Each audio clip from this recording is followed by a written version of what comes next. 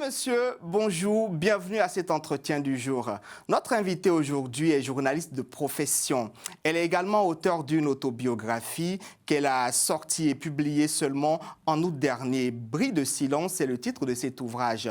Et c'est d'ailleurs cet ouvrage qui sera au cœur de notre entretien du jour. Nous parlerons également de l'engagement de l'invité qui a été à plusieurs reprises victime de viol, son engagement contre les violences faites aux femmes. Angela Pédia, bonjour. Bonjour Émeric et merci de m'avoir invité pour cet entretien. Merci à vous d'avoir accepté notre invitation. Alors, dès l'avant-propos de votre ouvrage Bris de silence, vous donnez déjà le ton. Je me permets de lire un extrait de votre ouvrage. Je suis au niveau de l'avant-propos à la page 9. Ce livre n'est ni un pavé que je jette dans la mare, ni une quelconque vengeance contre mes agresseurs. C'est avant tout une aventure thérapeutique que j'enclenche dans l'espoir d'atteindre un apaisement intérieur, mieux une guérison. Comment on se sent quand on a été victime de viol, d'abord à l'âge de 5 ans, puis à l'âge de 10 ans et à l'âge de 17 ans?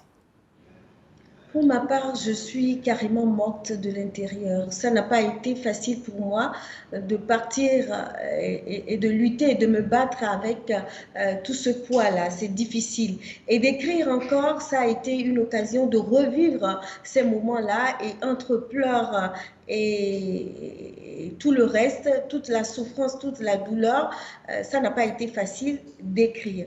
Mais déjà de mettre des mots sur ce qui m'est arrivé m'a apporté quand même un soupçon de guérison. J'ai commencé à m'y faire, à accepter tout ce qui m'est arrivé, à arrêter de me remettre en question pour me dire que le vrai problème, ce n'est pas moi, c'est la société. Vous dénoncez d'ailleurs dans votre ouvrage une société qui est inactive, l'inaction d'une société qui, face aux dénonciations de viol, au lieu de protéger la victime, la désigne plutôt comme responsable et couvre ainsi les fautes ou les forfaits du bourreau, le violeur. C'est ça, nous sommes dans une société où tout est tabou. Les choses qui ont rapport avec le sexe sont tabous. Alors même que pour les victimes, c'est une torture morale, psychologique, physique et tout. Il y a des victimes qui perdent leur capacité de reproduction tout simplement à cause de ça. Elles n'auront jamais une vie sexuelle correcte. Mais la société, lorsque vous en parlez, vous jette la pierre et disons, protège les auteurs de ce genre de choses et on a l'impression qu'au fur et à mesure qu'on infériorise la femme, on essaie d'exprimer la virilité de l'homme. Et moi, je me dis que ce n'est pas du tout normal. Comment dans une société où les femmes sont des mères, c'est nous qui accouchons des hommes, vous avez une mère certainement. Donc, si on passe le temps disons, atteindre les femmes sur le plan psychologique, à les faire souffrir de cette manière, à les torturer, à les aliéner, quel genre de société nous voulons construire demain? Moi, à travers cet ouvrage, j'avais bien envie que la société se mire et se pose les réelles questions. Comment comprendre que vous êtes violé et qu'on vous arroge encore le droit de parler, de libérer la parole? Ce n'est pas normal. Angela, aujourd'hui, vous avez parlé, vous avez raconté votre témoignage, vous avez dit toutes les fois où vous avez été victime de violences sexuelles. Comment votre entourage a accueilli cet ouvrage? Évidemment, au lieu de s'occuper de la question centrale que je voulais qu'on se pose après l'étude de cet ouvrage, bien évidemment, la société s'est comportée exactement comme elle se comporte avec les victimes. Je suis le champ de mire de plusieurs attaques. Je suis accablée en ligne, je subis un harcèlement en ligne, des menaces, des pressions, des intimidations, beaucoup d'autres choses. Et j'essaie de faire avec, juste pour donner de l'espoir à toutes ces victimes qui se retrouvent à travers mon histoire, mon expérience. Mais d'un point de vue des autorités de notre société, en tout cas du Bénin. Je crois que cet ouvrage a été bien accueilli parce que le chef de l'État lui-même en personne avait déjà reçu l'ouvrage et avait promis que nous irons désormais vers un durcissement des lois. Il y aura beaucoup de choses qui vont être revues très, très prochainement. Mais la société, de façon générale, n'approuve pas le fait que j'ai pu lever le voile sur ces questions-là. Évidemment, c'est normal hein, parce que moi, je suis spécialiste en communication et je comprends bien que le changement de comportement prenne du temps. Mais au fur et à mesure, je pense que avec cet ouvrage Avec le temps, il y aura un changement de comportement. Mais déjà, avec cet ouvrage, disons, mon bénéfice, c'est déjà que la question revient dans presque tous les forats. On en parle, et déjà qu'on en parle, ça enlève déjà un peu du caractère tabou de la question.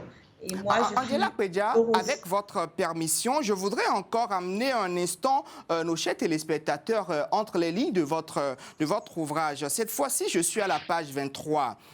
Je vous cite, « Plus je le repousse, plus il insiste, plus je me débat, plus il force. Le lit de la chambre d'hôtel est très petit. Bientôt, avec toute la brutalité, cette violence, nous allions nous retrouver au sol. Mais lui ne compte pas s'arrêter avant d'avoir pris son butin. Il use de ses muscles, pèse sur moi, force, fonce. On aurait dit un fou furieux. Mais moi, je ne me laisse pas faire. Je ne veux pas qu'il parvienne à ses fins. Je lutte âprement. » C'est une scène de tentative de viol que vous racontez là.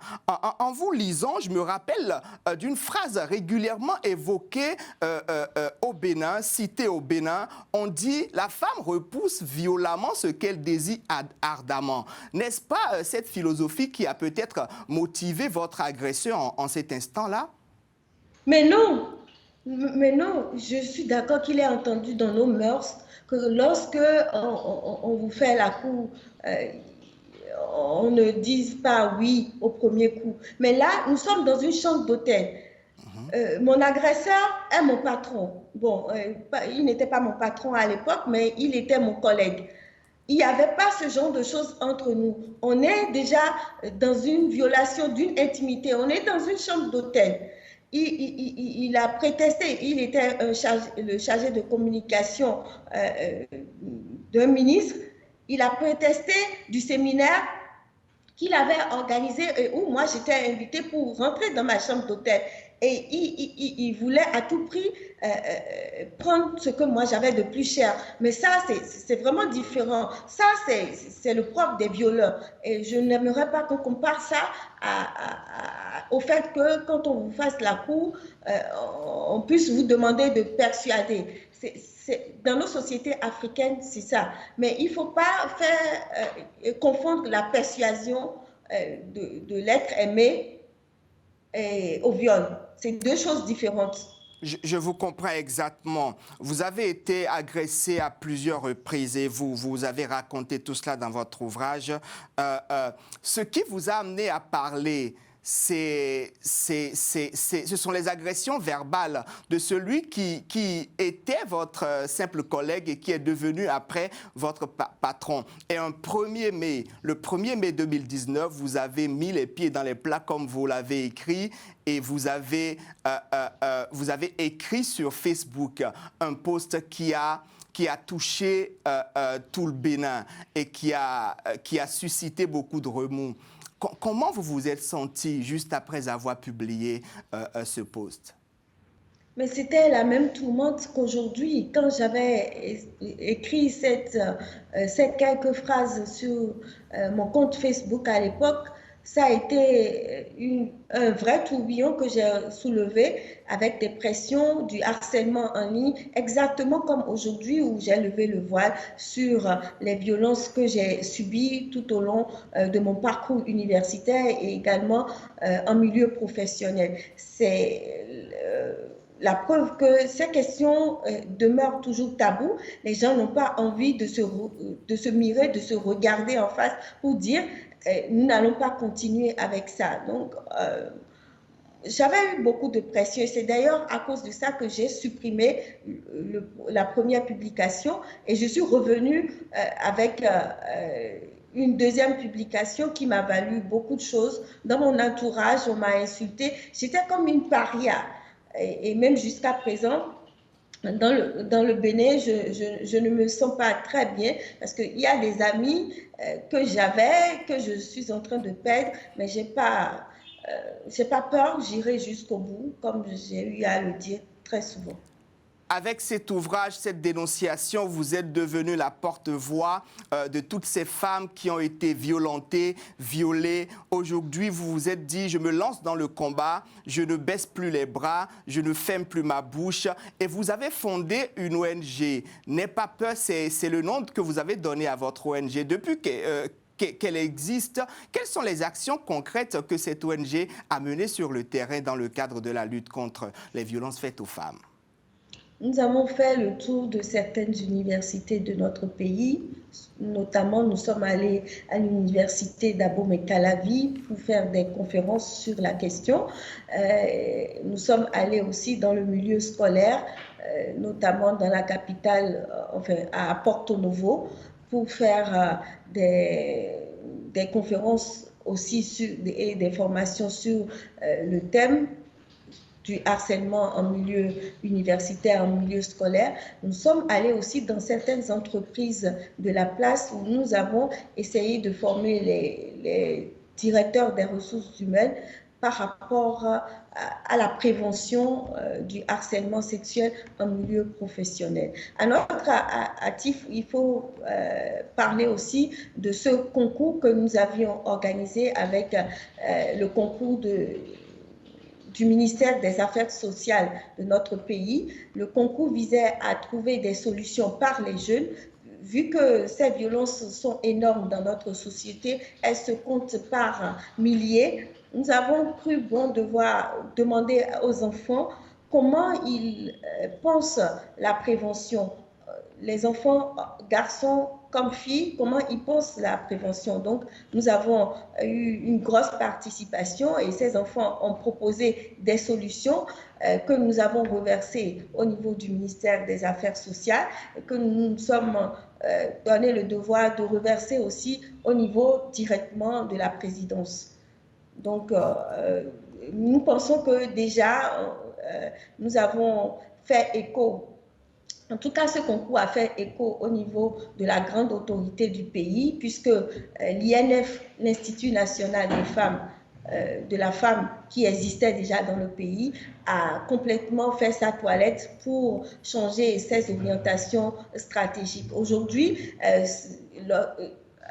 cet institut peut se saisir de ces genres de dossiers et conduire ça jusqu'à terme.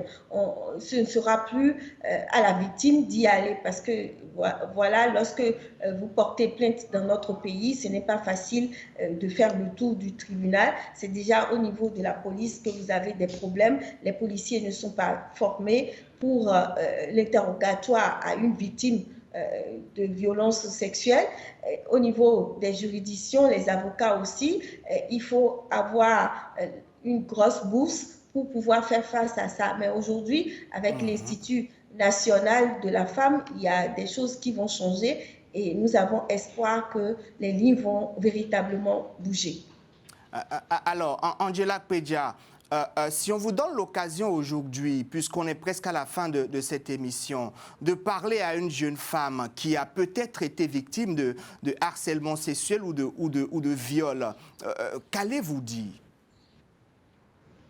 Vous savez, ce genre de choses ne se guérit pas facilement. Elle est morte quelque part à l'intérieur.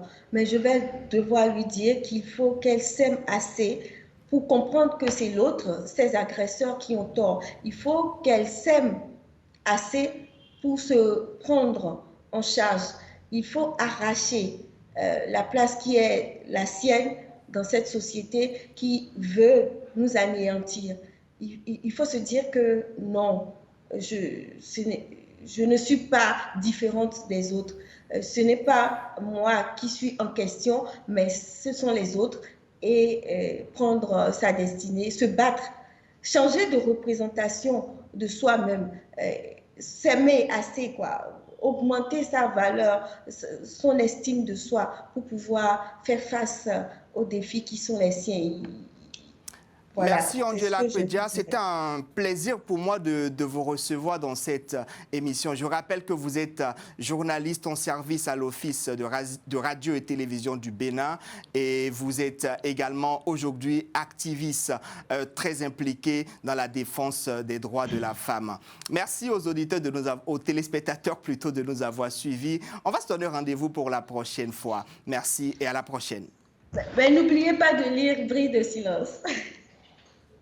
N'oubliez pas de lire Bris de silence, c'est bien entendu. Merci beaucoup.